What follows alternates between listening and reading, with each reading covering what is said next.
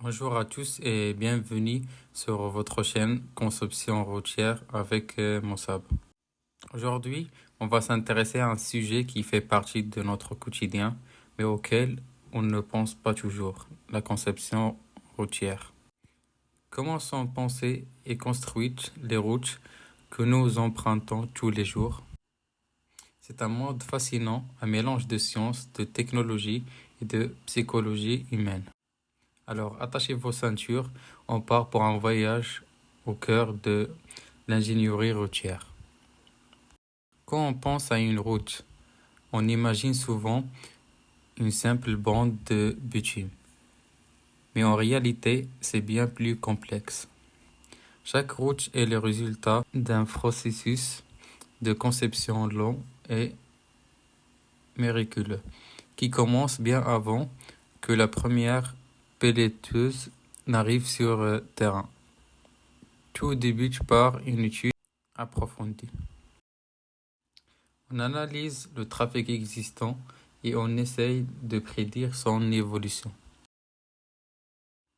Combien de voitures, de camions, de motos passeront par là chaque jour dans 10, 20 ou même 30 ans? C'est une question cruciale.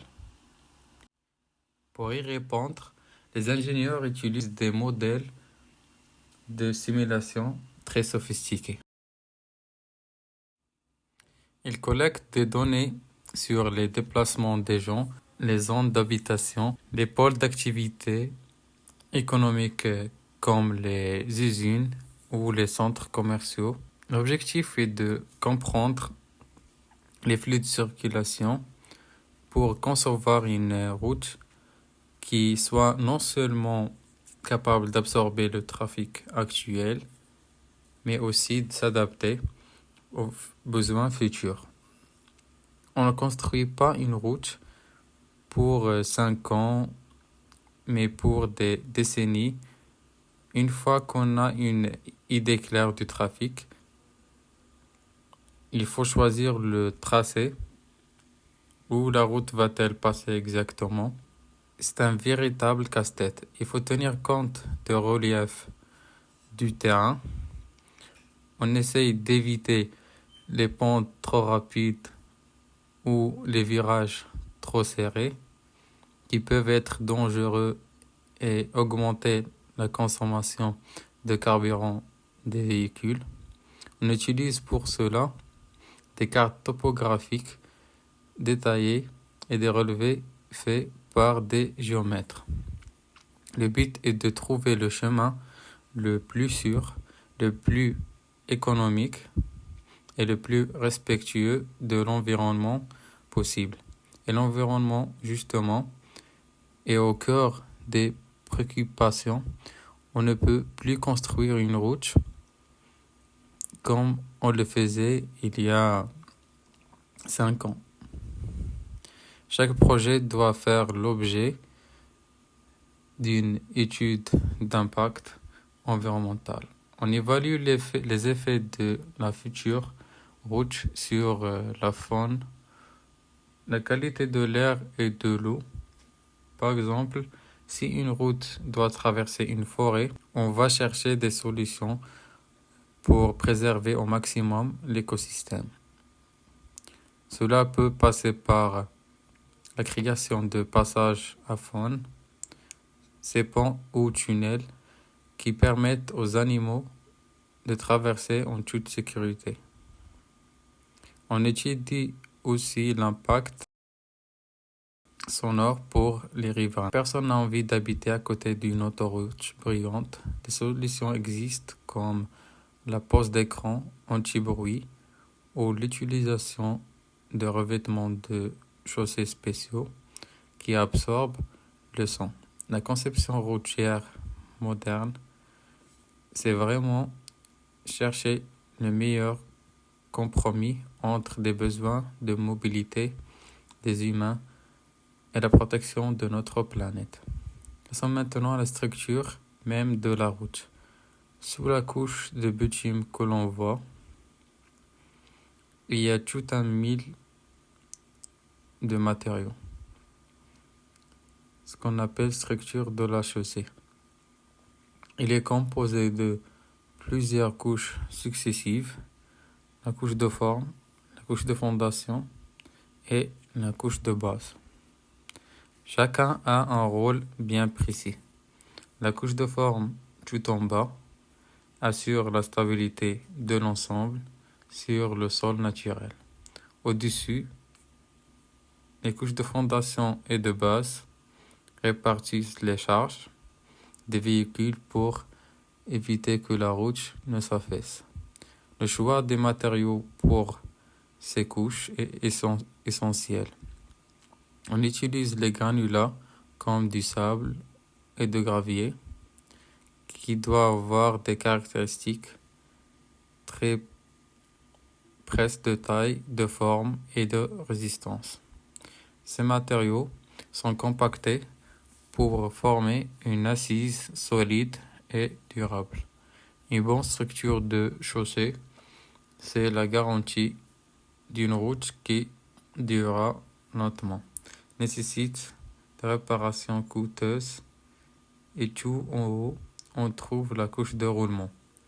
C'est la surface sur laquelle nos pneus sont en contact et doit remplir plusieurs fonctions. D'abord, il doit être confortable et ne pas générer trop de bruit. Ensuite, il doit offrir une excellente adhérence, même par temps de pluie, pour garantir la sécurité des usagers. C'est pourquoi sa texture est si importante. Il ne doit être ni trop lisse ni trop rigoureuse. Enfin, il doit être étanche pour protéger les couches inférieures de l'infiltration de l'eau, qui est le principal rôle des routes. Parlons maintenant d'un aspect crucial de la conception routière, la sécurité. Chaque élément d'une route est pensé pour minimiser les risques d'accident.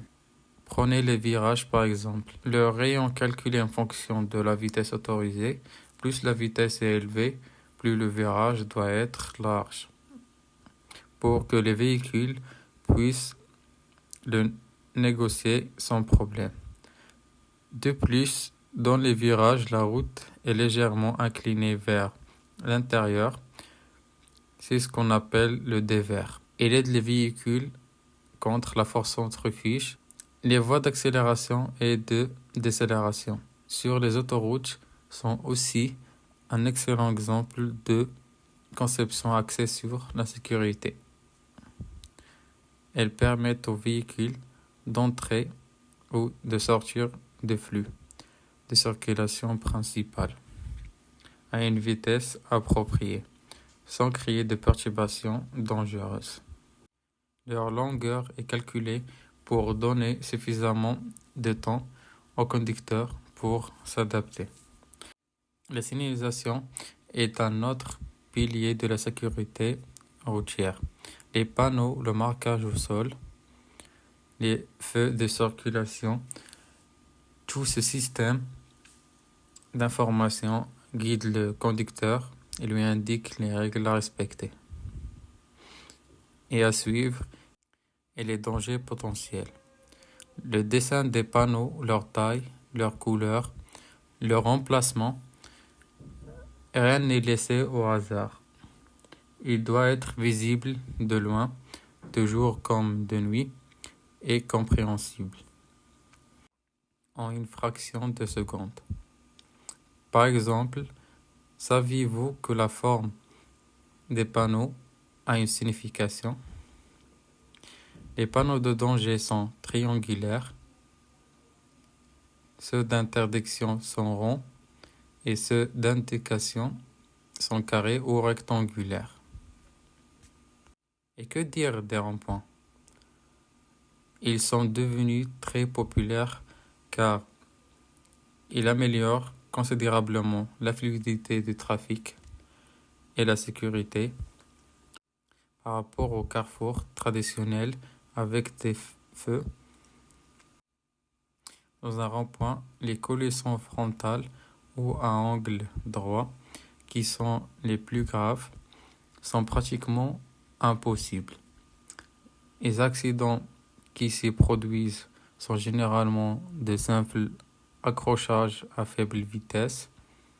La géométrie du rond-point, son îlot central, oblige les conducteurs à ralentir, ce qui est un facteur de sécurité majeur. La conception routière doit aussi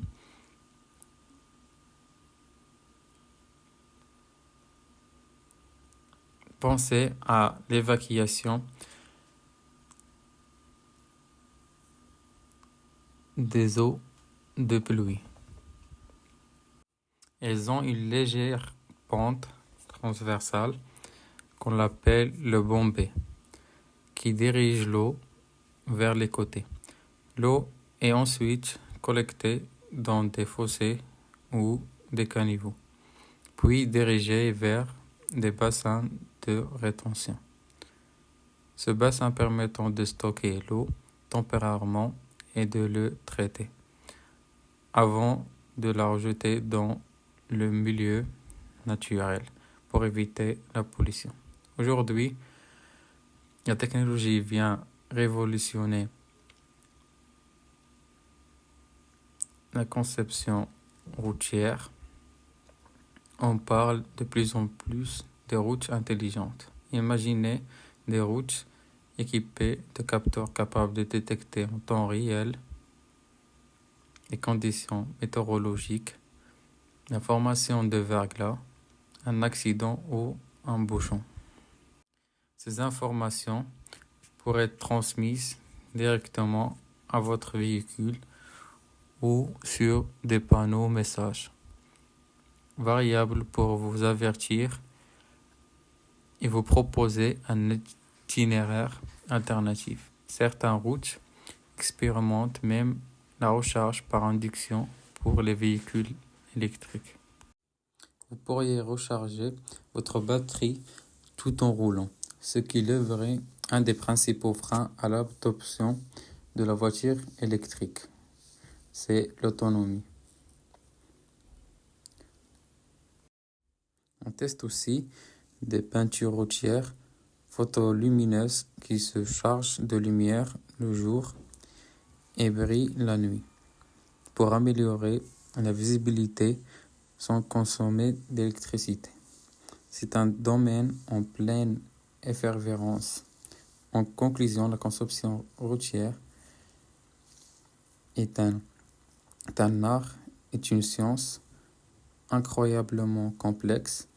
Derrière chaque kilomètre de route que nous parcourons, il y a des heures d'études, de calcul et d'ingéniosité. C'est un travail qui vise à concilier des objectifs parfois contradictoires, la rapidité, la sécurité, le coût, le confort et le respect de l'environnement. La prochaine fois que vous prendrez le volant, regardez la route d'un œil nouveau. Appréciez le dévers dans un virage, la texture de l'asphalte ou la clarté d'un panneau. Vous verrez le fruit du travail de milliers de professionnels passionnés qui ouvrent souvent dans l'ombre pour rendre nos déplacements plus sûrs et plus agréables.